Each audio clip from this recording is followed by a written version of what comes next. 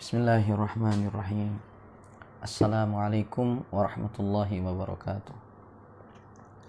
Innal hamdalillah nahmaduhu wa nasta'inuhu wa nastaghfiruh wa na'udzu billahi min syururi anfusina wa min sayyiati a'malina. May yahdihillahu fala mudhillalah wa may yudlil fala hadiyalah. Asyhadu an la ilaha illallah wahdahu la syarikalah wa asyhadu anna Muhammadan abduhu wa rasuluh. Qala Allah Ta'ala, ya ayyuhalladzina amanu taqullaha haqqa tuqatih wa la tamutunna illa wa antum muslimun. Amma ba'du, fa inna asdaqal hadithi kitabullah wa khairal huda huda Muhammadin sallallahu alaihi wasallam wa syarral umuri muhdatsatuha fa inna kulla muhdatsatin bid'ah wa kulla bid'atin dhalalah wa kulla dhalalatin finnar. Alhamdulillah, jemaah sekalian, kembali kita diberi kesempatan oleh Allah Subhanahu wa taala untuk melanjutkan kajian kita, yakni pembahasan kitab Al-Adabul Mufrad karya Al-Imam Al-Bukhari rahimahullah. Di mana kitab ini adalah merupakan kitab yang berisi hadis-hadis yang berkaitan dengan adab atau etika ya.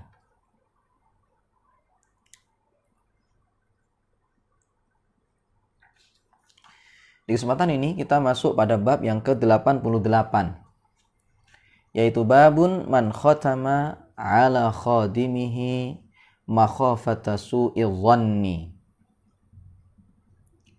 Bab pembahasan tentang orang yang memberi tanda kepada khadim, pelayan atau budaknya, karena khawatir buruk sangka ya.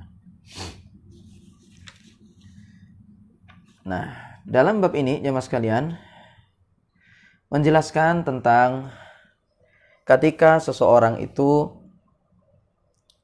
dia menyuruh budaknya untuk membeli sesuatu misalnya ya, maka hendaknya barang-barang yang ditugaskan kepada dia tadi ya untuk membelinya dan seterusnya itu hendaknya dikasih stempel, dikasih tanda. Apa tujuannya? Tujuannya adalah agar supaya si majikan ini tidak buruk sangka kepada budak tersebut. Khawatir nanti di situ dalam hatinya itu ada suudzon, buruk sangka kepada si budak ini. Jangan-jangan barangnya itu ada yang diambil ya, dan seterusnya. Jadi inilah maksud dari bab ini. Al-Imam Al-Bukhari rahimahullah menyampaikan pada hadis yang ke-167. Kata beliau, haddatsana Bishr ibnu Muhammad qala akhbarana Abdullah qala akhbarana Abu Khaldah an Abil Aliyah qala kunna nu'maru an nakhtima 'alal khadimi wa nakila wa na'uddaha karahiyata an yata'awwadu khuluqa su'in aw yadhunna ahaduna dhanna su'. Kata Imam Al-Bukhari rahimahullah, telah mengajarkan kepada kami Bishr bin Muhammad. Dia berkata telah mengabarkan kepada kami Abdullah. Dia berkata telah mengabarkan kepada kami Abu Khaldah dari Abul Aliyah. Dia berkata, dahulu kami diperintahkan untuk memberi tanda atas khadim, atas budak, pelayan. Wa nakila, dan menakar. Wa na'uddaha, serta menghitungnya. Karahiyata an yata'awwadu khuluqas su'in, karena khawatir ya, mereka terbiasa ya, dengan akhlak yang buruk. Atau au yadhunna ahaduna dhanna su', atau seorang di antara kita berprasangka buruk yakni kepada dia. Nah, jadi jemaah sekalian, kata Abul Aliyah, dahulu kami diperintahkan untuk memberi tanda atas pelayan atau budak budak kami. Maksudnya di situ adalah disebutkan di sini, fakana sahabatu yahtamuna bil khatmi wal kaini wal addi lil amtiati wal asya'i allati yutlabu minal khadimi syira'uha au tursalu biwasitatihi ilal akharin. Para sahabat dahulu mereka menganggap penting untuk memberi tanda dan juga menakar serta menghitung segala benda yang pelayan itu disuruh untuk membelinya atau pelayan itu disuruh untuk mengirim benda-benda tersebut kepada yang lain. Jadi dikasih tanda. Misal seorang majikan memberikan tugas kepada si budak ini. Tolong berikan barang-barang ini kepada si fulan. Antarkan kepada mereka. Maka barang-barang itu ditandai. Supaya nanti di situ tidak ya ditukar kepada dengan yang lain misalnya ya. Supaya tidak ditukar dengan yang lain. Atau nanti supaya jelas benda-benda ini. Agar supaya orang itu tidak keliru. Atau misalnya dikasih nomor ya. Dihitungi di situ. Dihitung dan dikasih nomor misalnya supaya nanti benda ini ya sesuai dengan apa istilahnya ya, tidak diduga hilang ya, supaya tidak diduga hilang gitu. Ketika membeli juga seperti itu ya. Jadi ketika membeli barang disuruh misalnya budak ini untuk memberi barang ya, maka nanti di situ juga barang-barangnya itu distempel, dikasih tanda ya. Tujuannya apa? Supaya nanti di situ majikan ini tidak suudzon kepada si budak ini, jangan-jangan dia khianat terhadap barang-barangnya. Jangan-jangan di situ ada yang diambil, supaya tidak seperti itu. Nah, tentang masalah suudzon ini jemaah sekalian, dalam surah Al-Hujurat ayat 12. Ya, dalam surah Al-Hujurat ayat 12. Allah Subhanahu wa taala berfirman, "Ya ayyuhalladzina amanu jtanibu katsiran minadh-dhann, inna ba'dadh-dhanni itsmun. Wa la tajassasu wa la yaghtab ba'dukum ba'dha. Ayuhibbu ahadukum ay ya'kula lahma akhihi maitan fakarihtumuh. Wattaqullaha innallaha tawwabur rahim." Kata Allah Subhanahu wa taala, "Wahai orang-orang yang beriman, jauhilah oleh kalian banyak dari prasangka. Sesungguhnya sebagian prasangka itu adalah dosa. Dan janganlah kalian itu memata-matai. Dan janganlah sebagian kalian menggibah sebagian yang lain. Apakah seorang di antara kalian itu senang untuk memakan bangkai saudaranya? Ya, memakan daging saudaranya yang menjadi bangkai. Ya, apakah senang seorang di antara kalian untuk memakan daging saudaranya yang telah menjadi bangkai? Fakarihtumuh, pasti kalian tidak akan suka dengan itu. Wattaqullah, dan bertakwalah kalian itu kepada Allah. Sesungguhnya Allah itu maha penerima taubat, lagi maha penyayang. Sehingga dari ayat ini menunjukkan bahwasanya yang namanya prasangka itu adalah tercela. Prasangka kepada siapa? Ya kepada siapa saja. Termasuk di situ kepada pelayan kita, kepada budak-budak kita misalnya. Dan kepada orang lain. Kepada sesama kaum muslimin. Kita dilarang untuk berburuk sangka kepada mereka. Makanya misal ya, ini secara umum ya. Kepada kaum muslimin ketika mereka melakukan perbuatan yang kita belum punya bukti bahwasanya perbuatan mereka itu salah. Jangan kita salahkan mereka.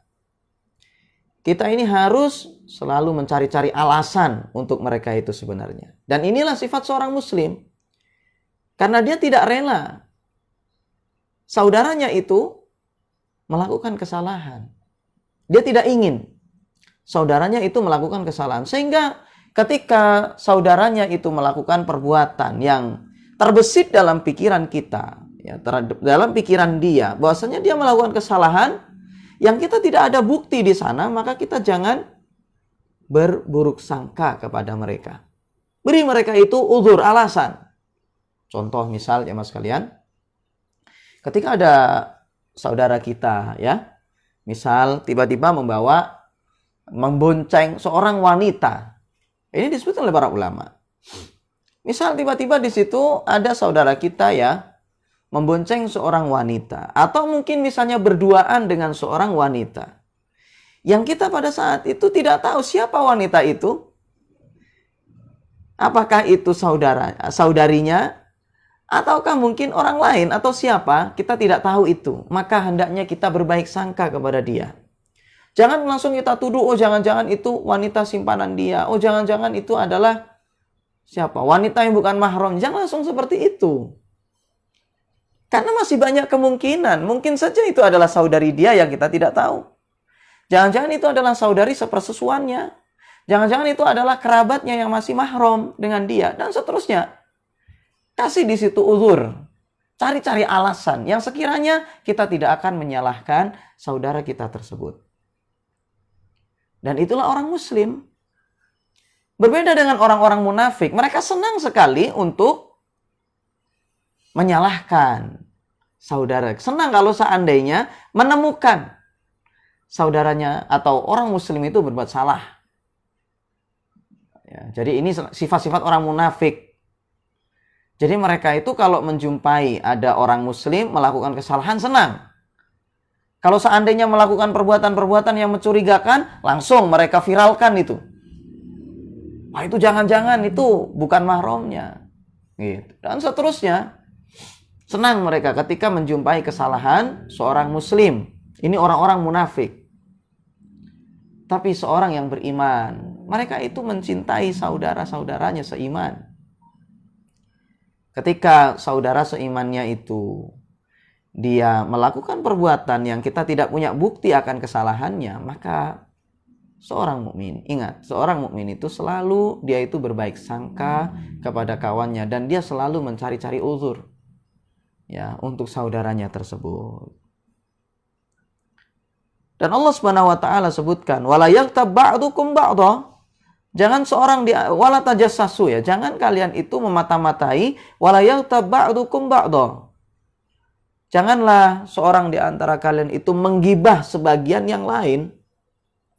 Dan para ulama jelaskan termasuk menggibah yaitu adalah menggibah dengan hati. Sehingga menggibah itu ada kalanya dengan lisan, dengan zahir, secara zahir begitu. Atau menggibah itu ada kalanya dengan hatinya. Dan suudzon itu adalah ghibah dengan hati. Suudzon ini adalah ghibah dengan hati. Dan orang yang menggibah itu, jemaah sekalian, ibarat seperti memakan daging saudaranya yang sudah menjadi bangkai. Karena ini adalah kehormatan sesama muslim. Tetapi ternyata dia rusak. Dia merusak kehormatan sesama muslim dengan cara suudzon atau menggibah ini. Dan itu ibarat seperti seorang yang memakan bangkai saudaranya. Karena dia merusak kehormatan orang. Wattaqullah, ya, bertakwalah kalian kepada Allah. Sesungguhnya Allah, ya, innallaha tawwabur rahim.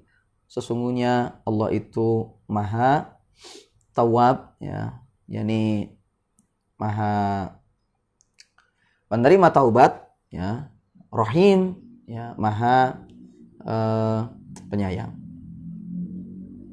Dan bahkan Nabi kita Shallallahu Alaihi Wasallam bersabda dalam hadis yang diriwayatkan oleh Imam Bukhari dan Muslim.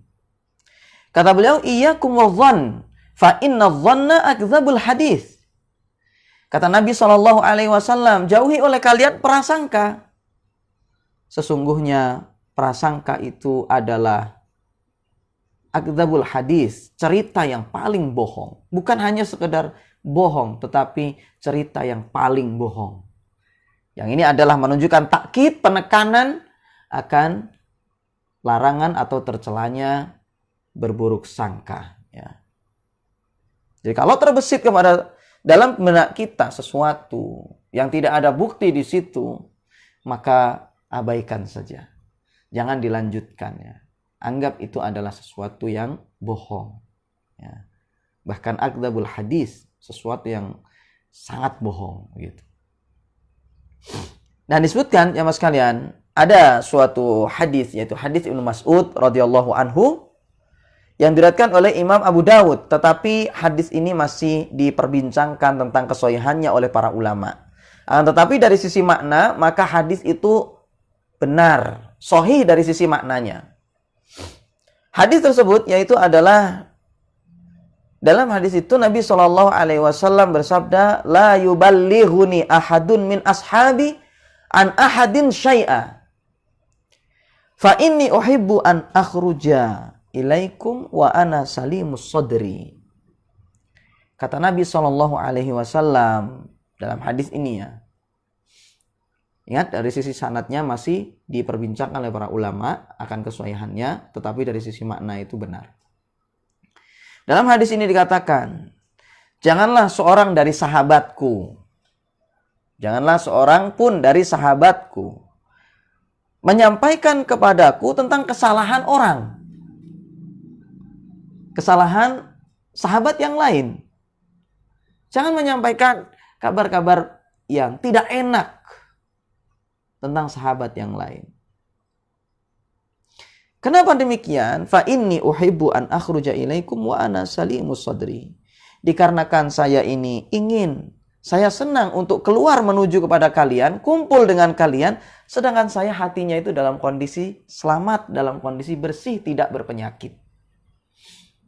Coba orang jamaah sekalian, kalau misalnya sudah ada yang menggibah saudaranya yang lain, misal dengan mengatakan, oh itu pernah mencuri, misal ya, ini misal saja. Jadi misal ketika kita dapat kabar, fulan tuh pernah mencuri, fulan itu pernah zina misalnya, digibah semacam itu misalnya, dia pernah nipu orang. Ketika kita berjumpa dengan dia, apa yang terbesit dalam hati kita? Setidaknya di situ ada praduga-praduga atau kewaspadaan ya. Jadi pikiran kita, oh jangan-jangan ini nanti barang saya diambil. Nah, minimal kan seperti itu. Ada di situ terbesit bahwasanya orang ini buruk. Ya, terbesit bahwasanya orang itu buruk. Yang awalnya kita misalnya akrab, akhirnya jaga jarak. Gara-gara ada orang yang menggibah tadi itu. Jadi awalnya kita misalnya dengan dia baik-baik saja, tapi gara-gara ada orang yang cerita macam-macam tentang dia, kita akhirnya berubah juga kepada dia. Tidak seperti biasanya. Dan Nabi kita SAW tidak ingin itu dalam hadis ini. Memang yang demikian ini akan menimbulkan sesuatu dalam hati.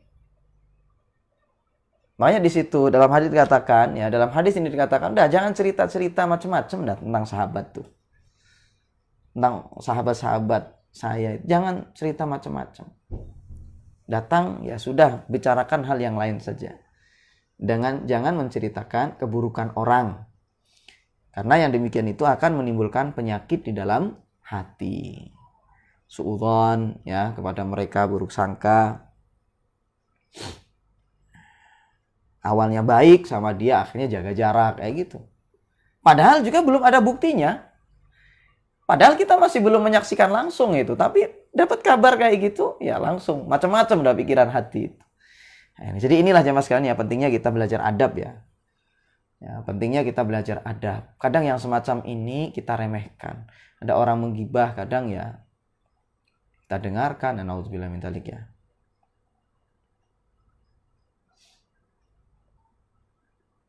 Jadi kita ya bersihkan ya, kita bersihkan hati kita ini dari penyakit-penyakit semacam itu.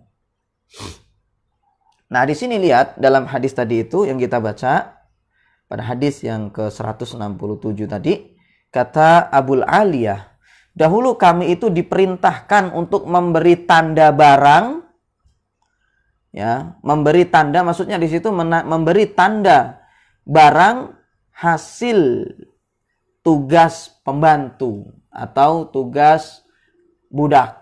Barang-barangnya itu kasih tanda. Supaya nanti di situ tidak ada suudzon, jangan-jangan sudah ditukar, jangan-jangan di situ ya ada yang dikurangi misalnya gitu ya. Kasih tanda. Kalau kita misalnya nyuruh budak untuk beli sesuatu, barang-barangnya tadi itu, maka suruh kasih tanda. Atau kita kasih tanda barang-barang itu supaya nanti ketika di tempat tersebut misalnya jumlahnya 10, sampai rumah pun 10. Kalau seandainya disuruh ada nomornya misalnya gitu ya, jelas memang benda-benda itu barangnya dia dan tidak ada pikiran bahwasanya benda itu ditukar dengan yang lain. Atau kalau seandainya kita menyuruh dia untuk mengirim barang-barang tersebut kepada yang lain, kepada orang lain, maka hendaknya juga dikasih tanda supaya jelas bahwasanya itu adalah barangnya dia, tidak ditukar dan tidak dikurangi. Wanakila, dan juga barang-barang tadi itu ditakar. Ya, barang-barang tadi itu ditakar supaya tidak berprasangka macam ketika beli misalnya dapat ditumpuk misalnya takar. Oh, ini takarannya misalnya berapa ya? 10 kil misalnya, ya. 10 makil. Nah, ya sudah berarti 10 dah ini jelas. Tidak ada pikiran, akhirnya ini barang sudah dikurangi dan seterusnya. Kalau seandainya dihitung, ya berarti dihitung dulu barang-barangnya itu. Oh, ada 10, jelas sudah. Ya, sehingga sampai misalnya disuruh menjaga si pembantu atau misalnya si budak ini disuruh menjaga barang tadi itu sampai misalnya 1 bulan. Nanti kan bulan depan tinggal lihat barangnya berkurang apa tidak. Karena sudah diukur, sudah dihitung, sudah dikasih tanda. Tenang hati itu. Oh, ternyata benar tidak ada yang kurang barang ini. Kan begitu. Sehingga hati itu akan menjadi tenang. Ya. Dan di sini juga ada bentuk pendidikan. Di sini ada bentuk pendidikan, yaitu apa? Agar supaya mereka tidak terbiasa dengan akhlak yang buruk. Karena kalau seandainya mereka ini selalu diawasi semacam ini, maka dia akan terbiasa untuk jujur. Terbiasa untuk tidak khianat. Ini ada bentuk pendidikan. Ya, jadi di situ ada bentuk pendidikan supaya mereka tidak terbiasa melakukan akhlak yang buruk. Supaya mereka ini terbiasa amanah. Tidak khianat. Begitu. Jadi seorang majikan pun juga memberikan pendidikan ya sama budaknya itu. Memberikan pendidikan yang baik. Atau juga agar supaya hati kita tadi itu ya tidak buruk sangka kepada dia. Biar hati ini tenang. Gitu. Dan ingatlah jemaah sekalian bahwasanya hadis ini menceritakan tentang khawatir buruk sangka. Jangan dikira bahwasanya di situ sahabat itu mereka selalu berburuk sangka kepada budak-budak mereka atau kepada pelayan-pelayan mereka. Ini pemahaman yang salah. Jadi mereka melakukan ini supaya hati mereka ini tidak terkena penyakit. Jadi penyakit suudzon, buruk sangka tadi. Bukan berarti mereka suudzon, tetapi khawatir suudzon itu masuk dalam hatinya. Dan itu berbeda. Kalau orang misalnya meriksa budaknya karena suudzon, itu beda dengan orang yang dia itu khawatir suudzon sehingga dia teliti. Beda. Dan sahabat adalah orang yang sangat menjaga hati. Bagaimana supaya penyakit-penyakit hati itu tidak masuk dalam hati mereka.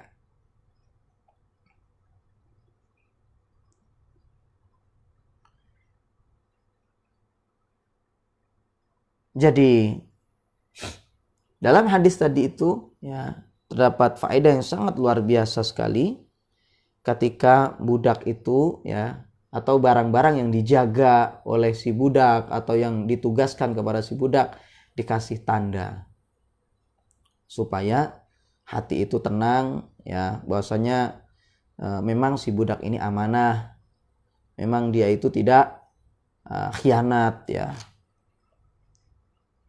sehingga tidak ada buruk sangka akhirnya di situ. Dan ini pun juga ada bentuk pendidikan kepada si budak agar supaya atau si pelayan ini ya supaya dia itu tidak berani untuk mencuri dan khianat, supaya terbiasa dengan akhlak yang baik.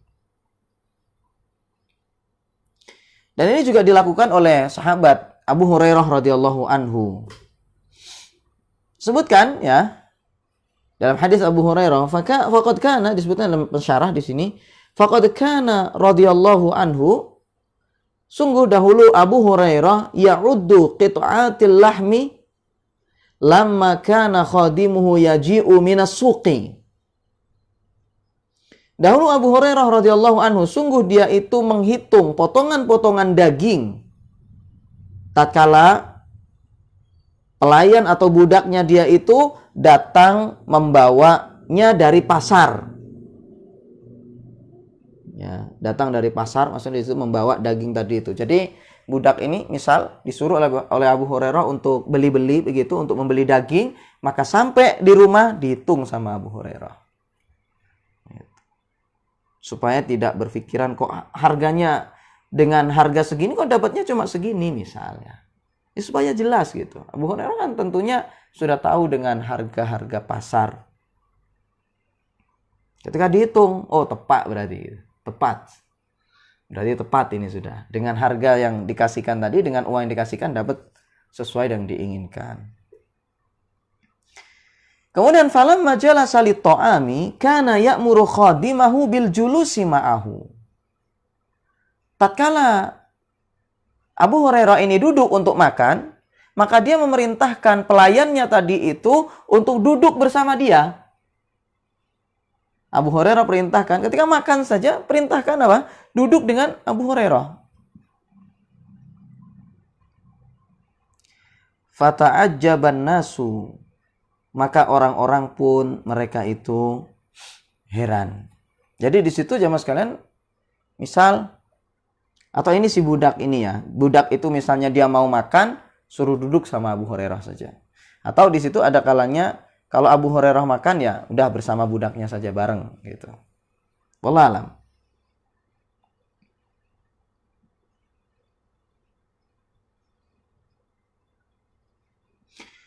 Fata'ajjaban nasu, maka manusia pun heran dengan perbuatan Abu Hurairah ini. Kok sampai makan aja bareng sama si budak? Fasa'alu marratan. Maka suatu ketika ada sahabat-sahabat lain yang bertanya, atau orang-orang pada saat itu bertanya. Ada kalanya di situ dari kalangan tabi'in ya, tanya sama Abu Hurairah yang lain. Wallahu alam. Untuk sahabat ya, wallahu alam. Dikatakan di sini, innaka ta'uddu qit'atil lahmi idza jaa bihal khadimu minas suqi thumma la tada'uhu hatta ya'kula ma'aka. Sesungguhnya engkau menghitung potongan-potongan daging itu tatkala pelayanmu tadi itu datang membawanya dari pasar. Dari pasar aja kamu hitung tadi itu. Kemudian kamu tidak membiarkan dia sampai-sampai ketika dia itu makan bersama kamu gitu. Ya, jadi sampai dia makan pun harus sama Abu Hurairah. Tidak dibiarkan oleh Abu Hurairah ya, masih diawasi. Ketika makan saja masih diawasi. Suruh bersama Abu Hurairah. Faqala Abu Hurairah radhiyallahu anhu. Maka Abu Hurairah radhiyallahu anhu dia mengatakan, "Dzalika anqa lis-sadri." Kata Abu Hurairah, ini lebih bersih pada hati. Fala yadhhabul wahmu, fala yadhhabu al-wahmu ila annahu akhadha minhu syai'a. Agar tidak berprasangka ya bahwasanya dia telah mengambil sesuatu dari harta saya, itu maksudnya. Supaya tidak ada kekhawatiran di situ supaya di situ tidak ada prasangka buruk kepada si budak ini bahwasanya dia telah korupsi ya. Dia itu telah mengambil sesuatu milik Abu Hurairah radhiyallahu anhu. Jadi inilah sahabat ya mas kalian ya. Jadi mereka itu sangat menjaga hati sekali supaya mereka itu tidak buruk sangka ya kepada orang lain.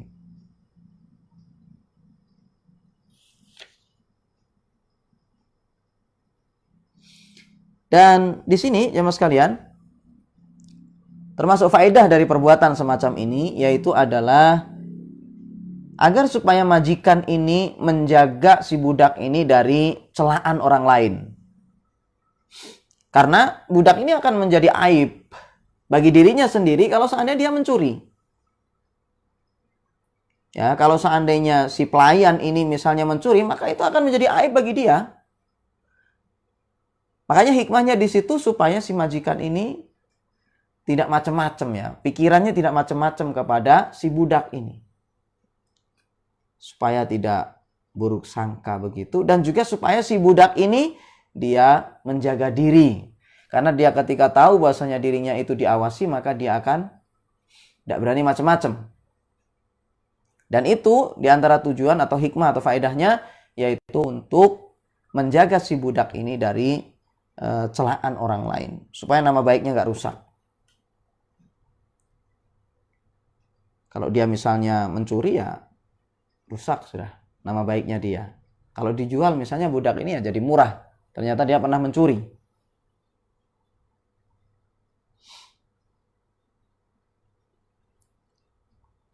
Makanya dijaga ya.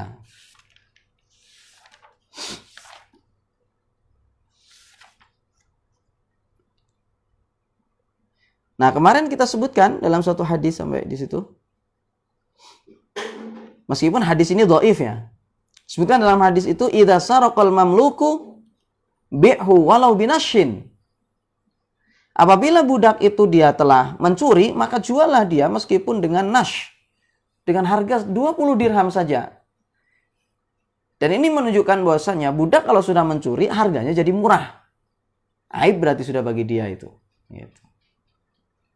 Jadi di sini ini dijaga yang semacam ini supaya tidak terjadi. Ya. Maka dahulu dikatakan atau di sini dikatakan oleh pensyarah, fanasunu anfusana an su'idzan wa nasunuhum anidz-dzambi wal itsmi. Maka kita itu menjaga diri-diri kita ini dari buruk sangka dan kita menjaga mereka dari kesalahan dan dosa. Ini hikmah dari perbuatan dilakukan oleh Abu Hurairah radhiyallahu anhu ini. Wallahu ta'ala alam. Jadi ini jemaah sekalian inti dari pembahasan ini ya, yang mana dalam judul bab ini yaitu adalah memberikan tanda untuk budak ya karena khawatir suudzon, buruk sangka. Kemudian bab berikutnya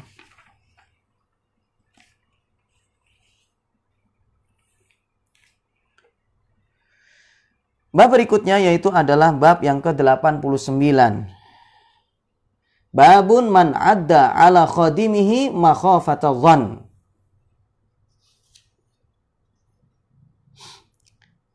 Bab pembahasan tentang orang yang menghitung, maksudnya di sini menghitung barang yang ditugaskan kepada si budak, makhafata dhann, karena khawatir buruk sangka. Ya mirip dengan yang sebelumnya ya. Kalau tadi itu nge-stempel, ya kalau sekarang di sini ngasih tanda menghitung ya, menghitung barang. Sekarang di situ barangnya dihitung. Pada hadis yang ke-168, Al-Imam Al-Bukhari rahimahullah mengatakan, haddatsana Abu Nuaim, qala haddatsana Israil an Abi Ishaq an Haritsata ibni Mudarrib an Salman qala inni la'uddul uraqa ala khadimi ya. Inni la'uddul uraqa ya ala khadimi makhafata dhann. Kata Imam Al-Bukhari rahimahullah, telah mengajarkan kepada kami Abu Nuaim. Dia berkata, telah mengajarkan kepada kami Israil dari Abi Ishaq. Dari Haritsah bin Mudarrib. Dari Haritsah bin Mudarrib. Dari Salman. Dia berkata, sesungguhnya saya menghitung al-uraq. Al-uraq dikatakan di sini al-uraq bi dhammil ain jam'u arqin. Uraq bacanya, jamak dari kata arqin. Wa huwa al-'azmul ladzi ukila lahmuhu au ukila lahmuhu illa qalila. Dan al-uraq ini adalah al-'azmu, yakni tulang yang dagingnya itu dimakan atau dagingnya itu dimakan kecuali sedikit ya. dagingnya itu dimakan kecuali sedikit. Jadi sedikit yang tidak dimakan berarti. Ini namanya al-uraq. Nah, jadi kalau bahasa kita apa ya? Ada mungkin belungan gitu ya. Ya, jadi bahasa kita mungkin belungan begitu. Nah, jadi dikatakan di sini sesungguhnya, ya kata Salman, sesungguhnya saya menghitung al-uraq, ya, yakni belungan tadi itu yang ditugaskan kepada pelayanku, makhafatadh-dhann, kan khawatir buruk sangka kepada dia. Ya, jadi tentunya di sini adalah untuk menjaga hati lagi, ya, untuk menjaga hati supaya tidak suudzon kepada orang lain.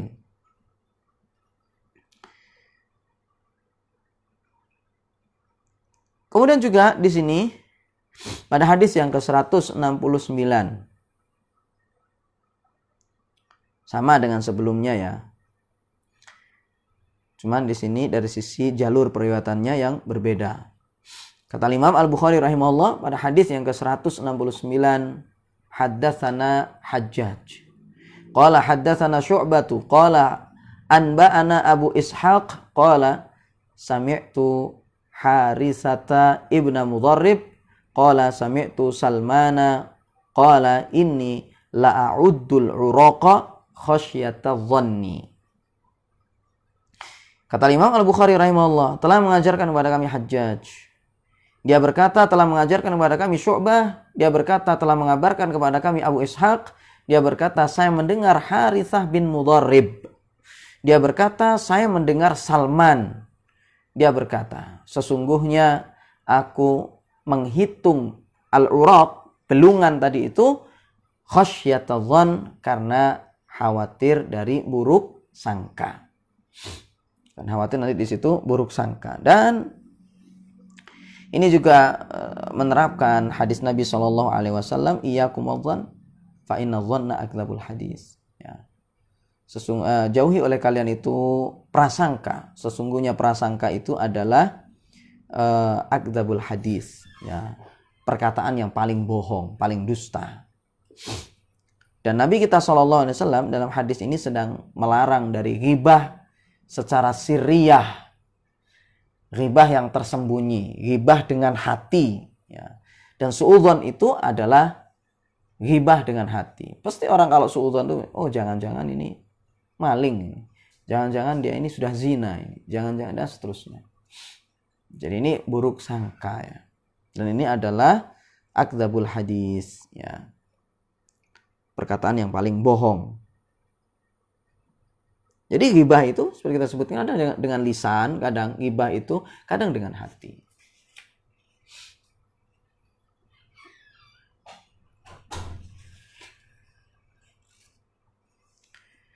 Baik, pada bab berikutnya jemaah sekalian,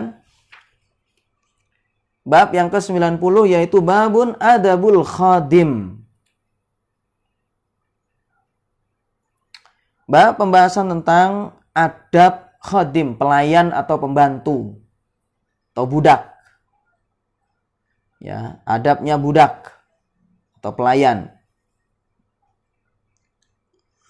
Pada hadis yang ke-170, Al-Imam Al-Bukhari rahimahullah, beliau mengatakan, haddatsana Ahmad ibnu Isa, qala haddatsana Abdullah ibnu Wahab, qala akhbarani Makhramatu ibnu Bukair, an abihi qala sami'tu Yazid ibnu Abdullah ibnu Qusayt, qala arsala Abdullah ibnu Umar ghulaman lahu bidhahabin aw biwariqin. Fasarafahu fa'anzara bisorfi. Faraja ilaihi fajaladahu jaldan waji'an. Wa qala idhhab fakhudhil ladzi li wala tasrifhu. Kata Imam Al-Bukhari rahimahullah, telah mengajarkan kepada kami Ahmad bin Isa. Dia berkata, telah mengajarkan kepada kami Abdullah bin Wahab. Dia berkata, telah mengabarkan kepadaku Makhramah bin Bukair dari ayahnya. Ya. Jadi ayahnya di sini adalah Bukair bin Abdullah ibn al-Ashaj al-Madani. Ya, jadi di situ ayahnya di sini yaitu adalah Bukair bin Abdullah bin Al-Ashaj Al-Madani. Dia berkata, saya mendengar Yazid bin Abdullah bin Qusaid. Dia berkata, Abdullah bin Umar telah mengirim arsala hulaman lahu, ya, mengirim kepada arsala Abdullah bin Umar hulaman lahu bidhahabin au biwariqin. Abdullah bin Umar mengirim budaknya untuk membawa emas atau uang perak, ya, uang emas, ya, jadi emas atau uang perak. Abdullah bin Umar mengirim budaknya untuk membawa emas atau uang perak, warik. Fasorofahu, agar dia itu menukarnya. Jadi melakukan sorf dengan uang emas atau perak tadi itu. Ya, jadi agar supaya dia itu melakukan sorf. Sorf itu barter. Bahasa kita itu tukar menukar. Ya, itu bahasa kita. Tukar menukar uang, itu sorf. Ya. Menukar dirham misalnya, menukar dinar misalnya, dan seterusnya. Ini namanya sorf atau benda-benda ribawi yang lain. Nah, jadi di sini jamaah sekalian, Ibnu Umar ini mengirim budaknya untuk membawa emas atau uang perak tadi itu. Ternyata fa'anzara bisorfi, ternyata dia memberikan tangguh di dalam praktek sorfnya tadi. Jadi ketika dia melakukan tukar menukar tadi, ternyata tidak langsung, tidak kontan. Dan ini adalah riba. Karena jamaah sekalian, kalau tukar menukar itu, ya, tukar menukar uang dengan uang itu harus ha'a wa ha'a, istilahnya begitu. Jadi harus harus kontan. Kalau menukar uang dengan uang yang lain, maka harus kontan. Tidak boleh ada penundaan. Kalau terjadi penundaan, maka berarti ini adalah riba an-nasi'ah. Dan ini dosa besar. Makanya ini nasihat ya bagi kita semua, bahwasanya kembalian itu hendaknya kontan.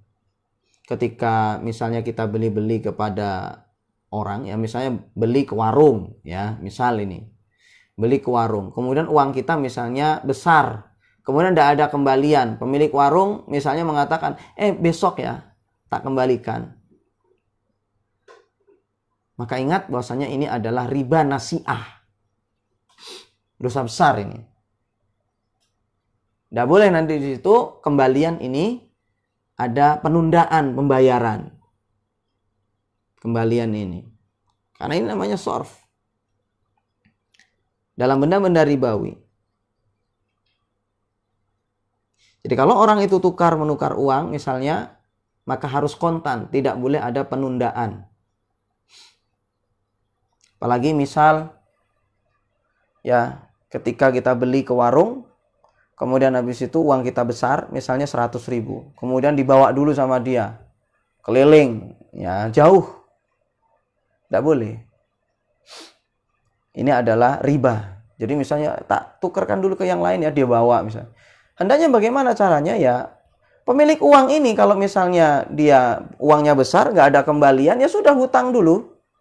Atau misalnya dia cari, misalnya ya, cari nanti dia yang bawa, yang punya uang ini, si pembeli ini yang punya uang ini, dia yang menukarkan. Ya, baru nanti di situ berikan kepada pemilik warung tadi uangnya. Sesuai dengan nominal yang ditentukan di awal. Gitu. Nah, jadi di sini jamaah sekalian, Abdullah bin Umar ketika dia mengutus budaknya untuk membawa emas atau uang perak tadi itu, lalu agar supaya dia itu melakukan sorof, ya, melakukan tukar menukar uang begitu, ternyata si budak ini, ya, si pelayannya ini, dia memberikan tangguh, ya. Jadi di situ tidak dengan praktek kontan, tidak dilakukan secara kontan, tapi dia memberikan tangguh. Sudah besok aja dah. Gitu misalnya. Ini bawa dulu, misal.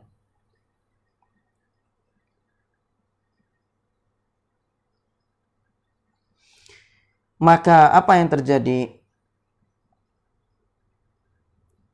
ketika dia memberikan tangguh itu? Ya, dengan praktek sorofnya tadi itu, ya. Jadi misalnya, ya udah ini bawa dulu, besok dah kamu bayar, misalnya gitu. Ya. Uangnya kamu besok aja, gitu misalnya. Maka faraja ilaihi. Pulanglah si pelayan ini kepada Ibnu Umar, ya, pulang. Fajaladahu. Maka sama Ibnu Umar dideralah si budak itu, dipukul. Jaldan waji'an, dengan pukulan yang sangat menyakitkan. Waqala, dan dia mengatakan, idhab, pergi sana. Fakhudhil ladhili, ambil uang milik saya.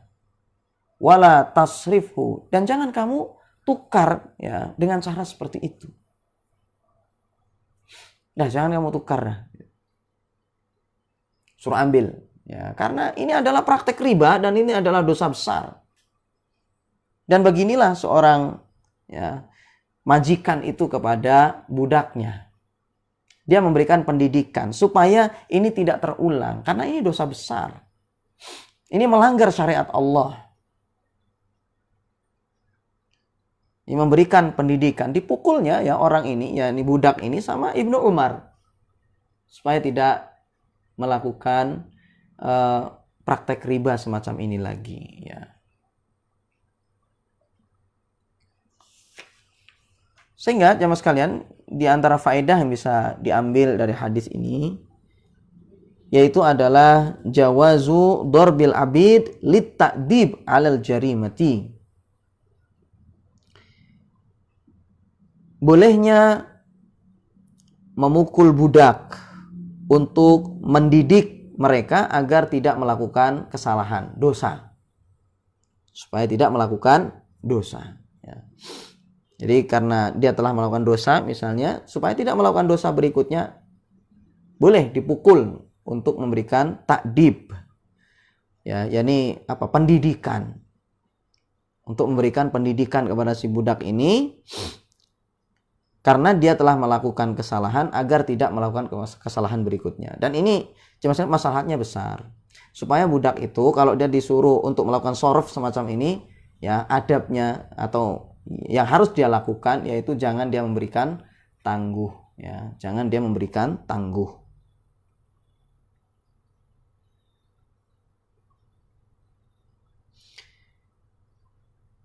Dan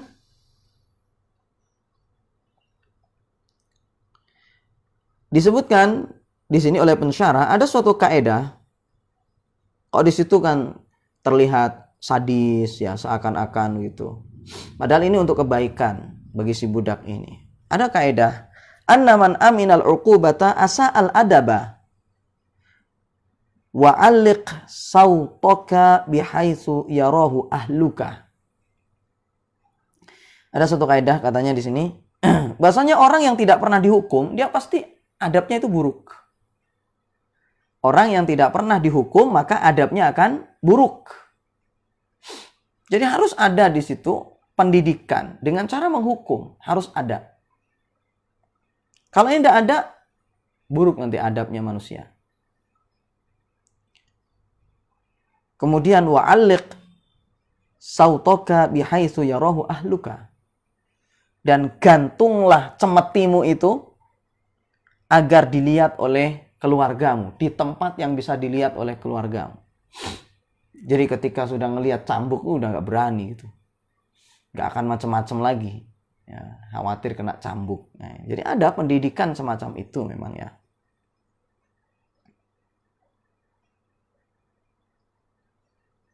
Dan ini juga di sini ya mas, sesuatu yang harus diperhatikan yaitu adalah kalau seandainya kesalahan itu kecil, ya nggak usah lah kita main pukul, ya. Gitu. Jadi nggak usah main hukum. Kalau seandainya sesuatu itu remeh, ya maafkanlah. Seperti kita sebutkan mana ada bab, ya, yaitu adalah al-khadimu yudhnib. Ya, jadi yang namanya Khodim, pembantu ya, atau pelayan, budak ya bisa salah.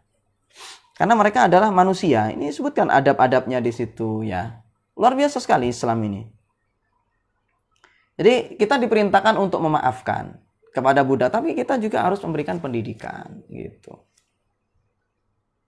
Makanya di situ kalau sesuatu yang remeh-remeh ya udahlah, maafkan sajalah gitu.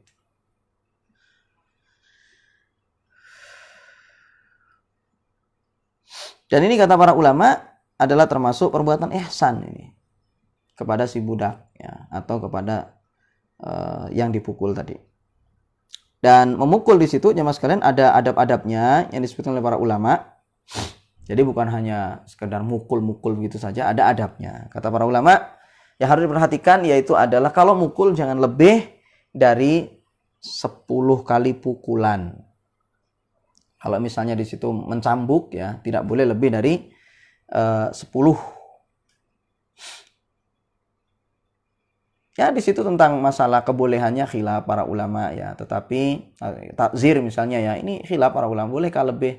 Tapi di situ intinya adabnya itu jangan lebih dari 10 kali pukulan. Kemudian ketika memukul, jauhi wajah, jangan pukul wajah. Lalu bagaimana yang dipukul ya? Mungkin kakinya tak apa. Dan intinya di situ memukul itu jangan sampai pada asalnya ya, jangan sampai di situ sampai membuat atau dengan pukulan yang berat begitu, jangan. Dengan pukulan yang sangat menyakitkan, sangat menyakitkan misalnya pada asalnya jangan. Adabnya begitu. Tapi lihatlah di sini Ibnu Umar melakukan dengan pukulan yang sangat menyakitkan, maka ini tidak lain adalah karena bentuk pendidikan dan beliau menganggap bahwasanya pada saat itu maslahatnya lebih besar supaya tidak terulang lagi. Dan para ulama jelaskan bahwasanya orang kalau seandainya tidak perlu untuk dipukul maka jangan dipukul. Karena sebagian orang itu jamaah sekalian dia mengerti dengan sekedar isyarat mata. Ketika misalnya kita menampakkan mata yang apa istilahnya ya, membuat orang takut ya sudah dengan mata saja gitu. Kadang orang itu hanya sekedar dengan nasihat sudah selesai. Jadi nggak usah dipukul. Itu. Tapi kalau seandainya memang ini semua nggak mempan ya baru kita terapkan pukul tadi. Tapi intinya adabnya kalau orang itu sudah bisa dengan cara tidak dipukul, dengan cara isyarat mata, misalnya menampakkan apa ya, ada orang itu memang kalau dilihat di situ orang udah takut gitu, dengan mukanya atau dengan matanya, pandangannya semacam itu orang sudah takut. Nah itu kalau orang bisa seperti itu udah cukup, nggak usah nanti di situ pakai pukulan. Ini adabnya.